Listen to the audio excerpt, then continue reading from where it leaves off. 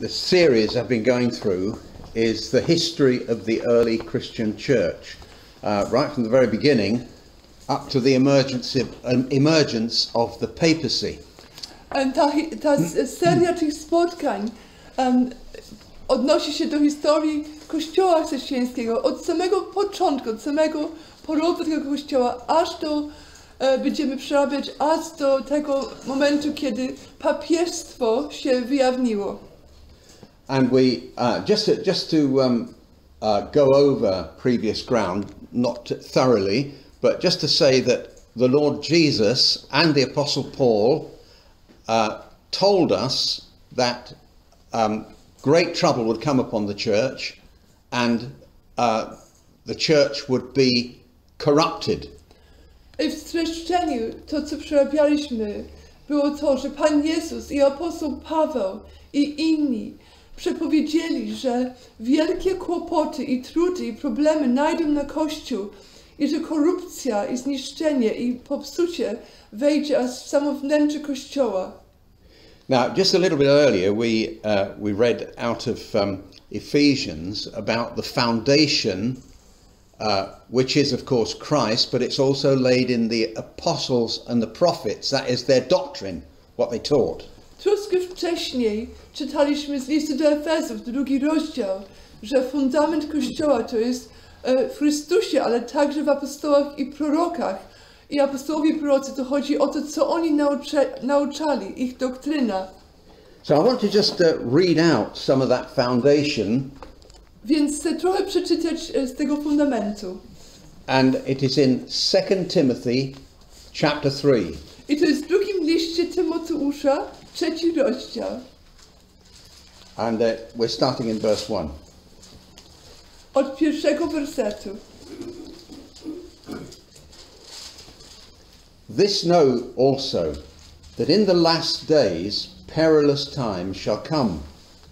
For men shall be lovers of their own selves, covetous, boasters, proud, blasphemers, disobedient to parents, unthankful, unholy, without natural affection, truce breakers, false accusers, incontinent, fierce, despisers of those that are good, traitors, heady, high-minded, lovers of pleasure more than lovers of God, having a form of godliness, but denying the power thereof, and from such turn away.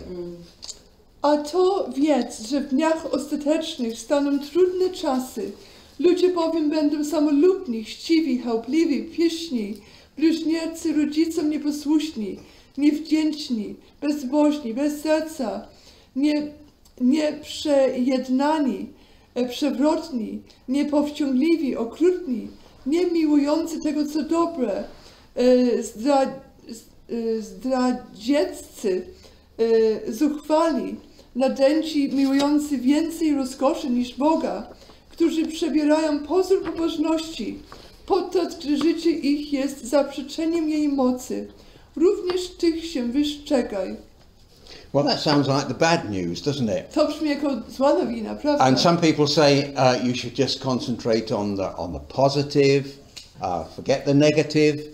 I niektórzy powiedzą, koncentrujcie się tylko na tym, co jest pozytywne, zapomnijcie o tym, co jest negatywne. But if you're going to follow the teaching of the apostles, you're going to have some bad news as well as good news. Ale jeśli mamy być wierni nauce apostolskiej, będziemy nieść nie tylko dobrą nowinę, ale i złe wieści też. Now, last time I was here, we looked at one of the ways that Satan attacked the infant church, and we saw that it was by persecution. Ostatni raz, jak tutaj byłem, patrzyliśmy na jeden z tych sposobów, w których szatan atakował ten młody Kościół Boży. I ten sposób akurat, który przerabialiśmy, było prześladowanie.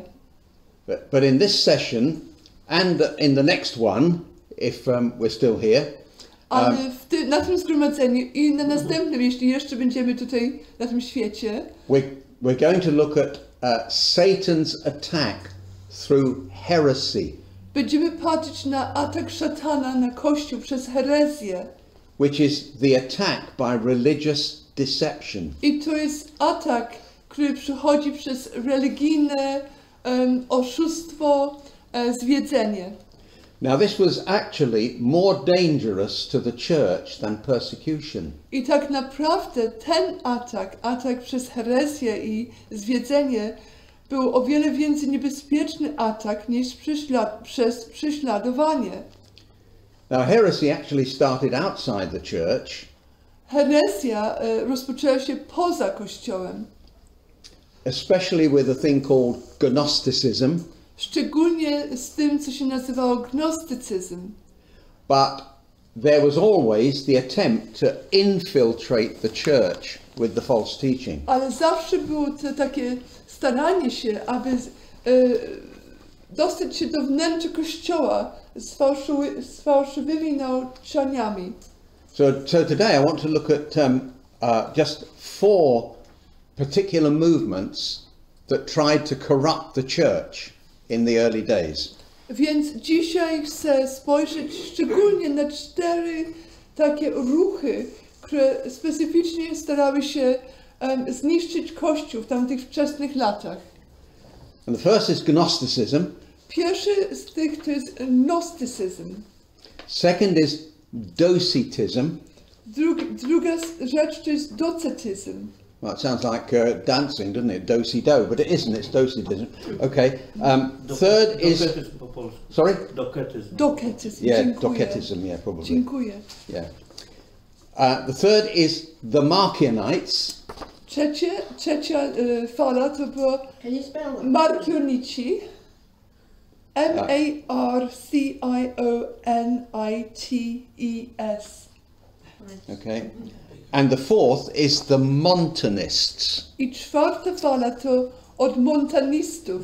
So I know these sound funny names, but they are part of church history. And do you know what? Nothing is new. What we're going to see that these people tried to do is the same kind of thing that Satan has tried to do in the church over the generations, over the centuries, and he's never had a new idea yet. Ja wiem, że te nazwy są niezwykłe, dziwnie brzmią, ale to, co wtedy się działo, nic się nie zmieniło. Przez te wszystkie wieki szatan te same rzeczy próbuje wcisnąć i wnieść do Kościoła. Te same fałszywe nauki i zwiedzenia. Nic się nie zmienia pod słońcem. So you could say that these things, you could sum them up as new revelation. I te wszystkie te 4 rzeczy można podsumować, że to były jakieś jakby nowe objawienia.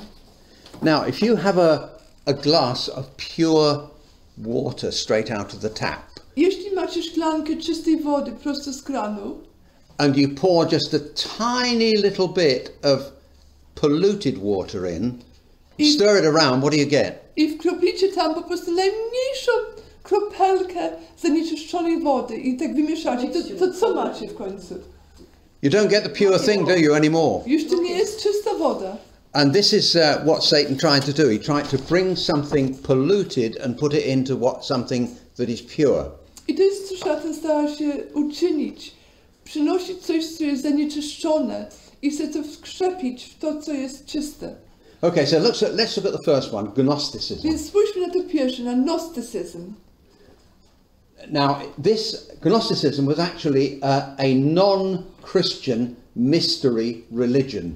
Gnostycyzm to był po prostu, to była niechrześcijańska, taka mistyczna religia, But it ultimately put on Christian clothes. która się tak rozwinęła, że tak ubrała się w jakby chrześcijańskie szaty, słownictwo i tak dalej. Just to try and infiltrate the church. Po prostu, aby wkraść się do kościoła.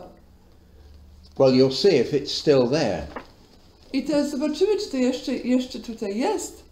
So, Gnosticism, it comes from the Greek word gnosis. Gnostycyzm pochodzi z greckiego słowa gnosis. Gnosis means knowledge. Gnosis znaczy wiedza. And the most familiar form of Gnosticism today is New Age teaching. I najwięcej często spotykana forma tego gnostycyzmu dzisiaj to jest nauka New Age.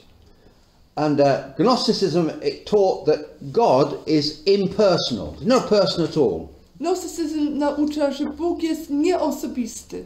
He's a power, he's an influence. Nie jest osobą, jest mocą, jest wpływem. And they taught that salvation depends on us. I nauczali, że zbawienie polega na nas.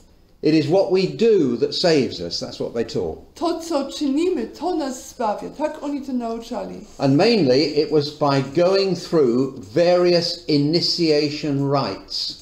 I głównie to zbawienie się osiągało przez przechodzenie przez różne takie rytuały, inicjacji do różnych takich wyższych szczebli duchowych. And you had to get self-knowledge. I trzeba było zdobywać taką znajomość i wiedzę o samym sobie. It was changed from know the Lord to know thyself. Zmieniło się to od poznawania Pana do poznawania siebie samego. And according to the Gnostics, we need to realize that we are really gods in our own right. I według tych gnostyków oni uważali, że my wszyscy potrzebujemy rozpoznać, że tak naprawdę my sami jesteśmy bogami z własnymi prawami i w samych sobie jesteśmy bogami. And here's another thing they taught. The physical world that we see around us is an illusion. I jeszcze co uczyli, że fizyczny świat, który widzimy wokół nas, jest po prostu iluzją. And because the physical world is an illusion, I skoro fizyczny świat jest tylko iluzją, human sex was regarded as an evil. Ludzkie stosunki seksualne były uważane jako czymś złym. And it was approached in one of two ways. I w jednym z dwóch sposobów podchodzili do tego. Some of the Gnostics avoided it altogether. They said nobody should have any sexual relations with anybody else at all. End of story. Jedna część gnostyków uważała, że w ogóle nie powinno się mieć żadnych relacji seksualnych, w sensie nawet w małżeństwie. Kompletnie unikali to, nie czynili tego i to było dla nich zło, w którego się nie wdaje. But other Gnostics went right the opposite direction, and they said because the world's an illusion, do what you like, doesn't matter. Ale za to inna druga część gnostyków uważała, że skoro świat jest po prostu iluzją, to czyli czyńcie co chcecie ze ciałem, jesteście wolni, róbcie co chcecie, ile chcecie, jak chcecie. So all forms of immorality were encouraged. Więc wszystkie formy niemoralności były zalecane i zachęcane. And also, here's another thing that was supposed to be an illusion. The distinction between the sexes was regarded as an illusion. I co jeszcze oni uważali za iluzję? Że różnica między płciami, czyli różnica między mężczyzną a kobietą, dla nich to też była iluzja. Coś, co nie jest realne, prawdziwe, konkretne. So we have the roots of modern feminism. Więc wtedy już mamy korzenie nowoczesnego ruchu feministycznego. Roots of transsexualism. Już tutaj korzenie mamy i widzimy zmiany płci, jak to dzisiaj jest bardzo popularne. Roots of same-sex marriage. Korzenie już tutaj były małżeństwa, związków małżeńskich w tej samej płci. Well, I could go on and on and I make a można long by było list. dalej mówić, cały spis tych rzeczy wywodzi się właśnie z tego poglądu, który już 2000 lat temu był bardzo popularny. So you could call God mother as well as father. Więc już wtedy ludzie czuli, że mogą nazywać Boga matką, nie tylko ojcem, ale i matką. And you could have a female or mixed sex Christ. Można było według nich mieć żeńskiego rodzaju Chrystusa, albo nawet Chrystusa, który był mieszanej płci. And there was an antagonism against patriarchal religion. That is religion that's dominated by a father, God, and male headship in the church. I była już wtedy wielka niechęć do religii takiej patriarchalnej, w sensie takim, że nie chcieli przyjąć żadnej religii, gdzie osoba męska, jak Bóg Ojciec, panował, albo gdzie przywództwo było od kogoś, kto jest mężczyzną. So transsexualism, gender confusion has its roots back there. Więc te wszystko pomieszanie płci i to zmiana płci, to co jest takie promowane teraz, korzenie tego sięgają aż ponad 2000 lat wstecz. So it's not new. To nie jest czymś nowym. It's all happened in the past. To wszystko to samo już było w przeszłości. And it's a spiritual power that's at work. I to jest duchowa moc, która działa właśnie w tym wszystkim. And it's still at work. I do dzisiaj działa. Now, unfortunately, Gnosticism and New Age hasn't stayed outside the modern church. Niestety, gnostycyzm i New Age nie pozostał poza Kościołem nowoczesnym, czyli teraźniejszym, tymczasowym. With now, I'm going to say something may offend you. Teraz może coś powiem, co może was trochę zgorszy. But you have female theologians. Ale teraz jest dużo żeńskich teologów. Who have a feminist agenda to pursue. I w tym leży problem, że mają po prostu agendę feministyczną, za którą biegną i ścigają tę agendę feministyczną w tym, że są teologami. Now, some of them are actually attacking the Christian scriptures. Niektórzy z nich po prostu atakują Pismo Święte. This book, tą księgę, naszą Biblię. And they are calling for the recognition of new scriptures. I wołają, żeby nowe, dodatkowe jakieś pisma były rozpoznane, przyjęte. And I'm quoting here.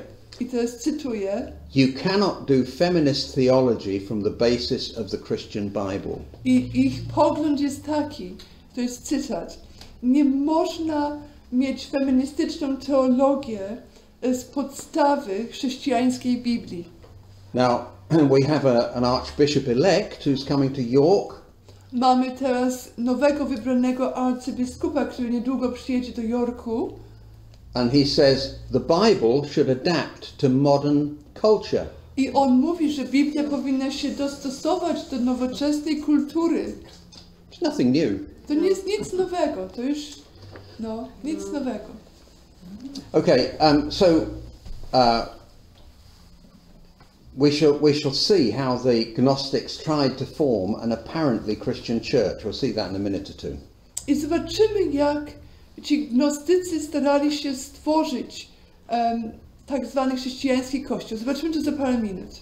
Now I want to mention a great hero of the early church. Ale chcę wspomnieć bohatera wczesnego kościoła. Who stood up against the early Gnostics very effectively. Który bardzo efektownie stanął przeciwko tym wczesnym gnostykom. His name was Irenaeus. Jego imię było Ireneusz. Irenaeus. Yeah. Very good. Irenaeus. Yeah. You ever heard of him? Irenaeus? Well, you ought to have heard of him. Powinniście o nim słyszeć. He was the bishop of some church in some place in the south of France.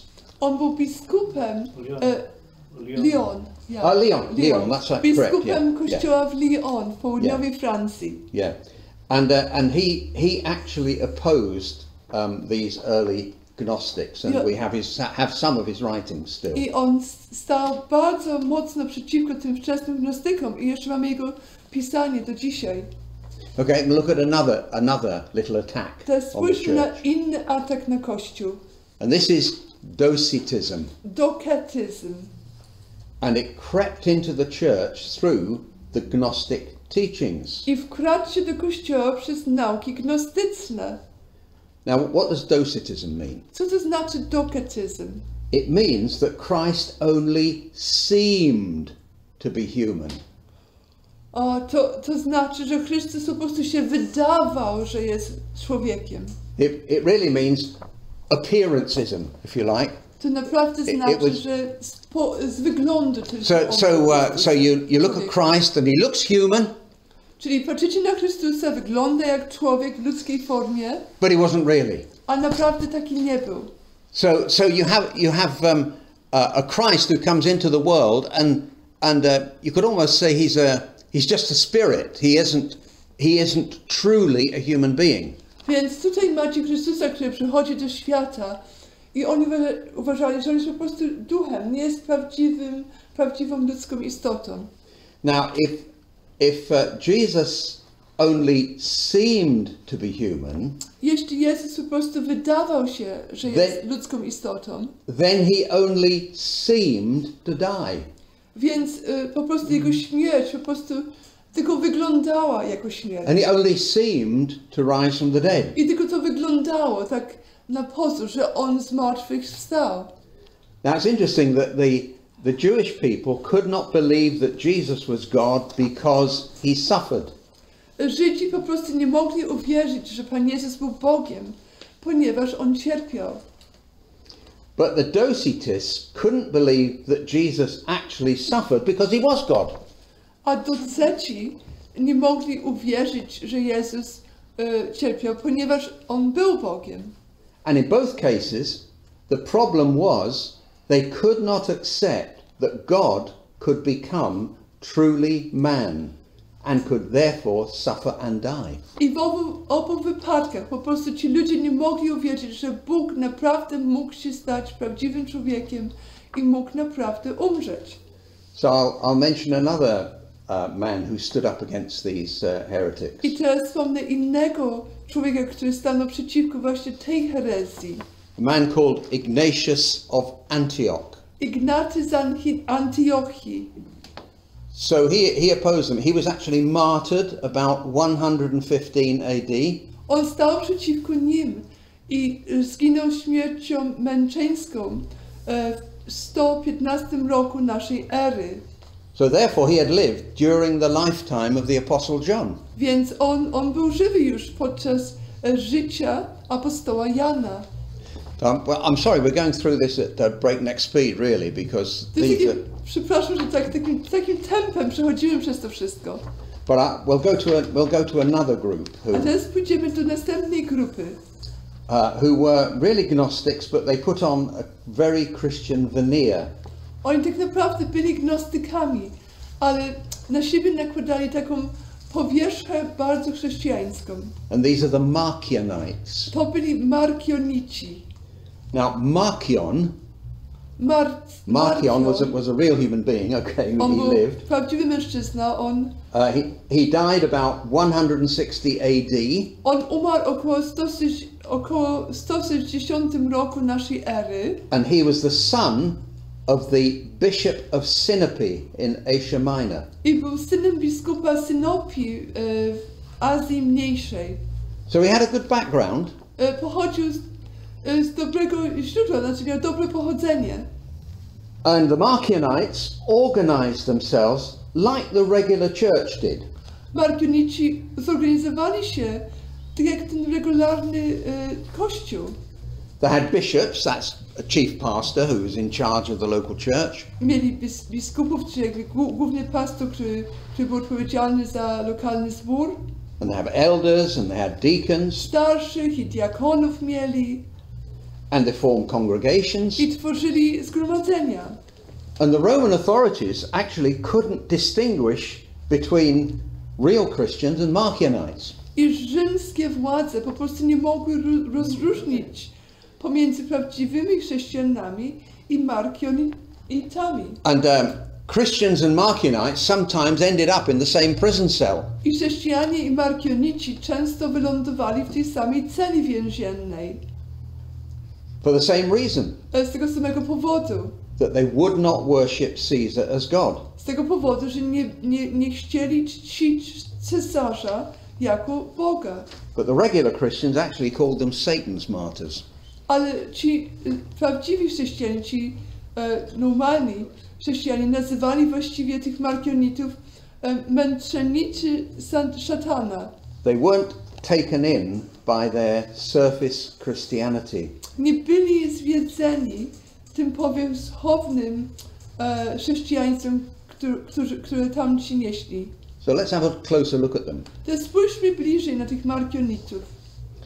First of all, the Marcionites hated the Old Testament. W pierwszym miejscu Markionici nienawidzili Stary Testament. And they said the God of the Old Testament is different from the God of the New Testament. I mówili, że Bóg Starego Testamentu różni się od Boga Nowego Testamentu. Where have you heard that before? Gdzie to przedtem słyszeliśmy? I can remember being told when I was a young man in the Methodist Church that the God of the Old Testament is not like the God of the New Testament.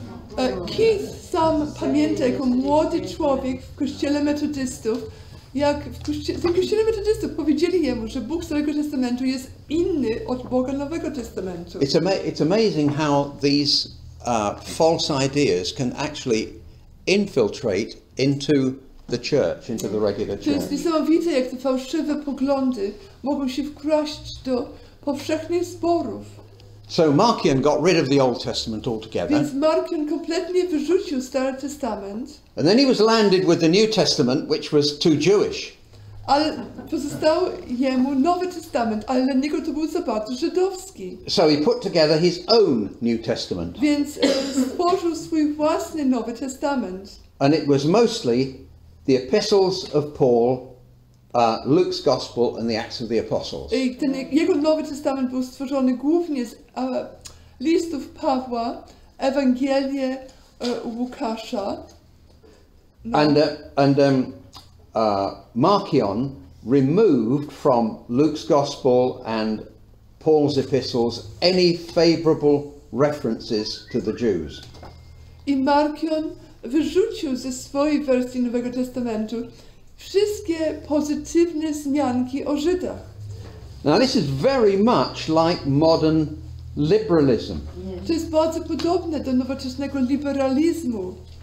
They try to cut the bits out of the Bible that they don't like. Starają się wyciąć i wyrzucić części Biblii, które nie lubią, które im się nie podobają. And many liberals will do the Marcionite thing.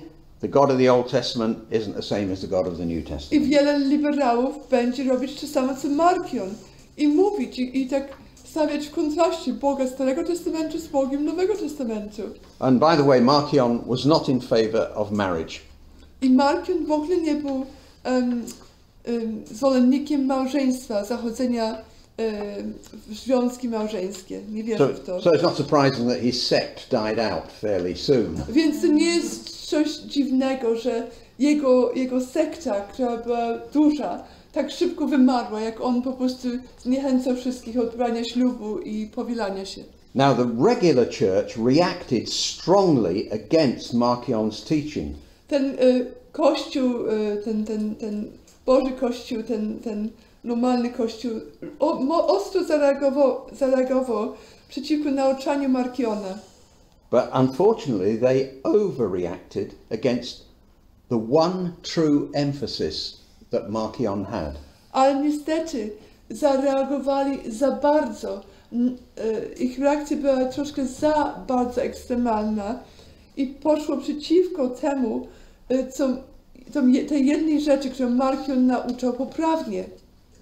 Marcion actually taught the doctrine of grace and faith. Markion nauczał doktrynę łaski i wiary.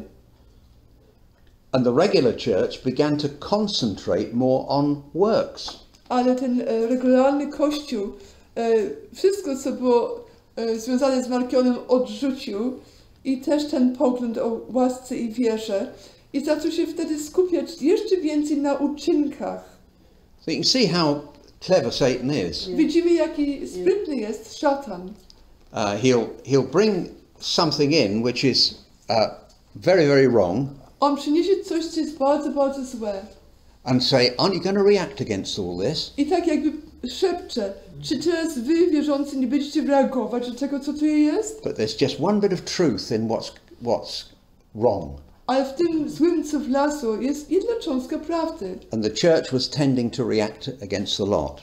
Ale Kościół często reagował przeciwko wszystkiemu, co było związane z tym, co So to concentrate too much on works in opposition to faith and grace.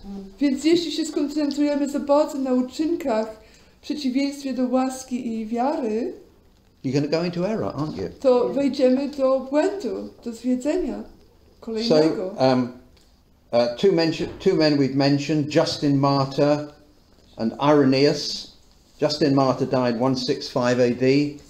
Irenaeus died 200 AD, and they both wrote against Marcion. Więc dwoje ludzi, braci w Chrystusie, Justin Martyr umarł w 165 roku naszej ery i Ireneusz umarł w 200 roku naszej ery. Oni oboje dużo pisali przeciwko Marcionu. Okay, so I'm just going to mention one other group. Jeszcze wspomnę jedną grupę. And this group was nearly okay. I ta grupa była prawie w porządku.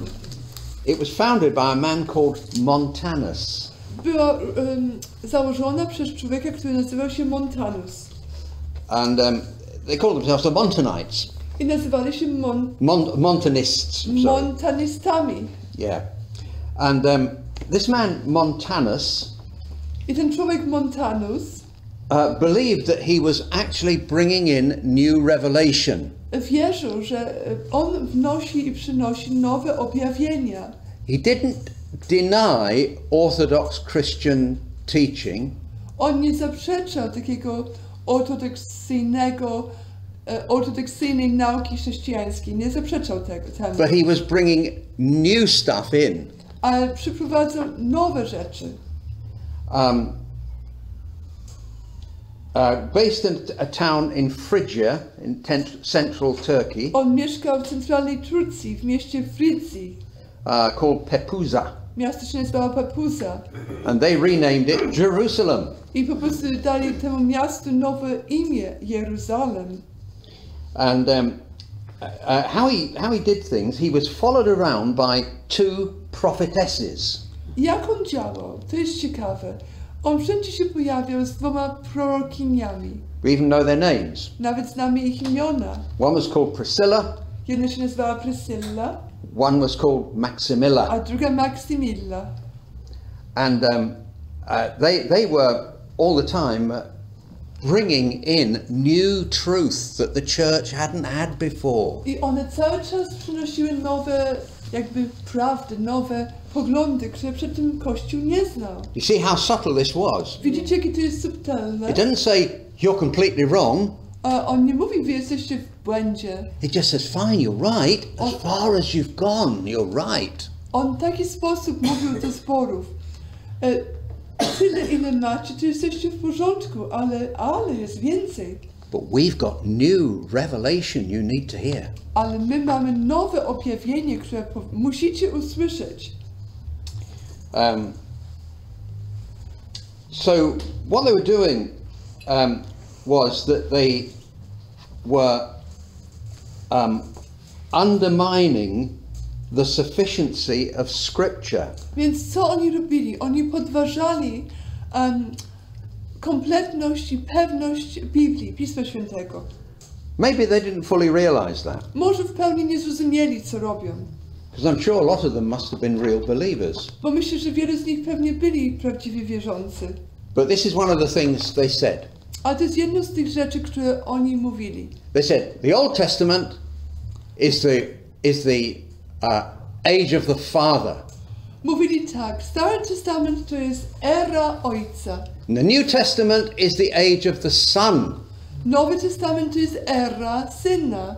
But guess what? The age we're now in is the age of the Holy Spirit. Ta era, w której też się znajdujemy, to jest era Ducha And Świętego. we're the ones who are revealing all this to you. I my jesteśmy tymi, którzy wam to objawiają.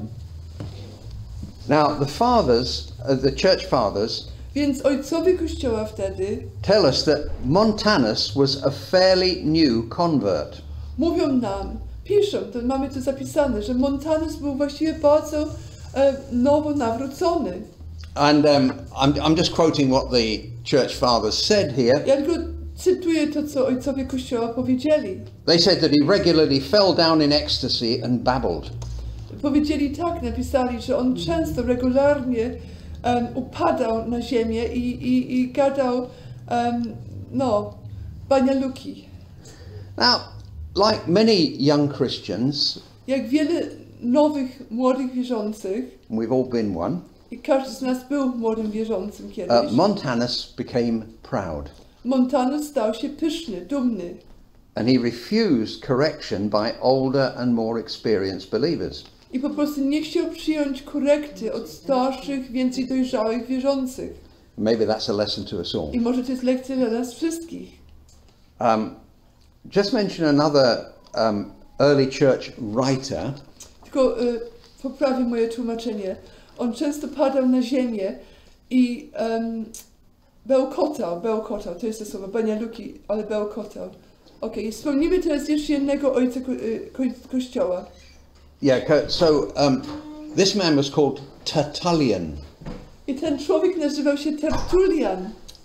Now Tertullian actually agreed with the Montanists. I Tertullian się zgadzał z montanistami. But I don't think he probably ever met any. Nie myślę, że on się spotkał z nimi.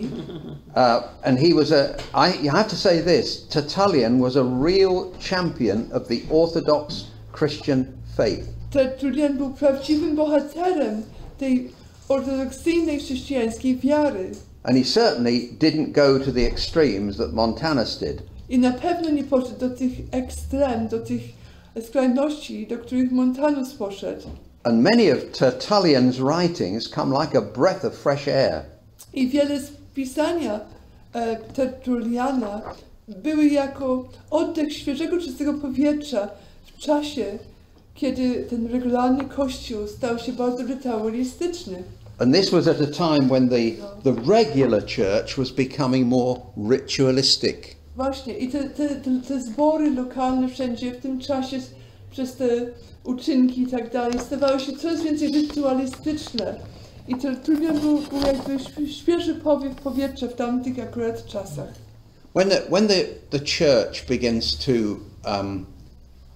to get a bit sleepy and the life begins to ebb in it. I kiedy Kościół staje się taki trochę śpiący, ospały i życie zaczyna tak zanikać, tak opadać, oklapywać w nim. That can be the moment when somebody comes in and says, we're bringing something new to you. To może być moment, kiedy ktoś przyjdzie i się pojawi i powie, my coś wam nowego wniesiemy. Now it's all right if the something new is something that they originally had and they lost. To jest w porządku, jeśli ta nowa rzecz jest coś, co kiedyś oryginalnie mieli i po prostu potracili po drodze. But if it's something completely new that the church never heard of before, then Ale jeśli to jest coś kompletnie obce, nowe, o czym Kościół nigdy przedtem nie słyszał, then something's wrong. więc coś jest złego, coś jest źle. And so we can see, we've had 4 examples of how something was brought into the church, which in the end would undermine the foundations of the church itself. Więc widzimy tutaj w tych 4 przykładach, że coś zostało wniesione do Kościoła, które w końcu podważy sam fundament Kościoła.